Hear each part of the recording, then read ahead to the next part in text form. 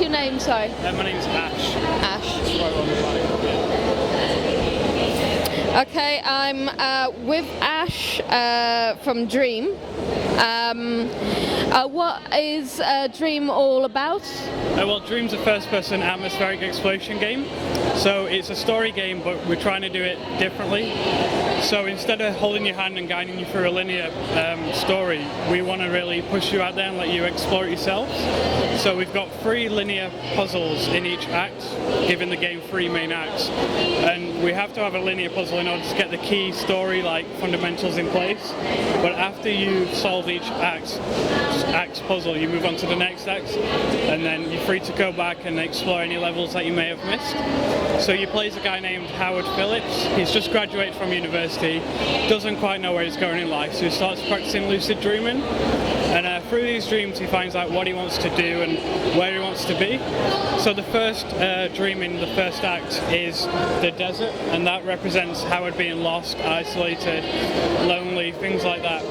And we want to reward you for exploring. So throughout this desert there's 2 smaller side dreams hidden, and they're a lot smaller than the desert, but they're more story and puzzle like focused.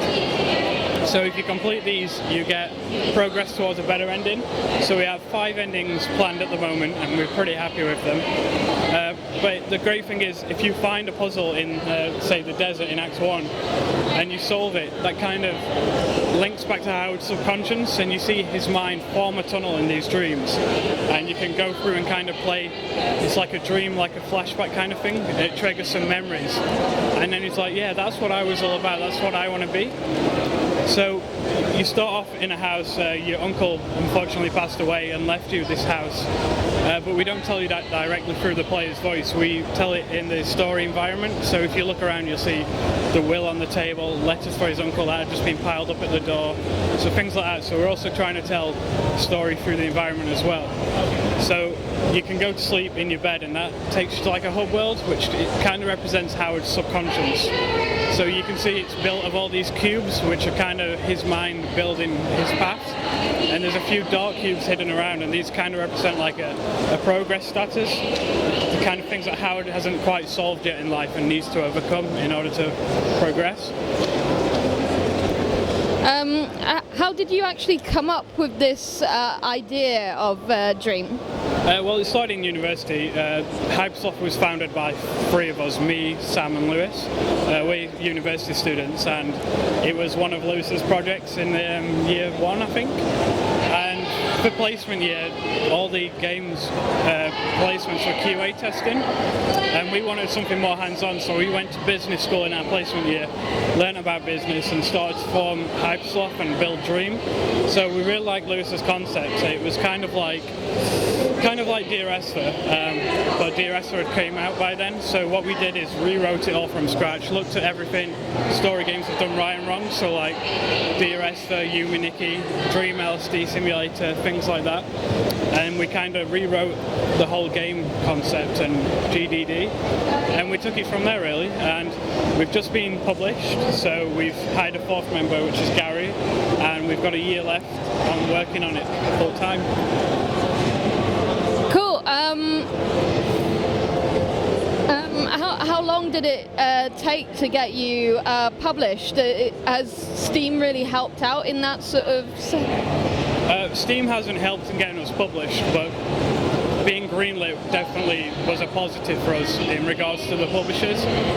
When we had a meeting with the publishers, they were like, we don't normally take indie games, but as you're greenlit, like we can see that you've really got potential, and Mastertronic, who are the ones publishing us, they've just been fantastic. But yeah, it started off, we were doing this with our own money, doing it off our own backs, and then we put it on Greenlight before it was quite ready. We got a little bit of criticism, like throughout the trailers that we showed. We didn't quite explain what the concept was right, but we sorted that out. And then we went on Kickstarter around Christmas time, and unfortunately that's a bad time for doing Kickstarters, because we didn't fail it, because it was near Christmas, everybody's like struggling for money then. So when that failed, we thought that was it was over. But in January, Mastertronic came to us, and then we've been in talks with them since. And about 2 months ago, we were finally published, and we just came to the show. I also see that you've got the Rift. How's the game like with the Rift? Well, when we first designed Dream, we saw the Oculus Rift and we're like, it's an exploration game and the Rift, it just goes hand in hand. So we designed Dream around the Rift. And I must say it's worked out pretty well.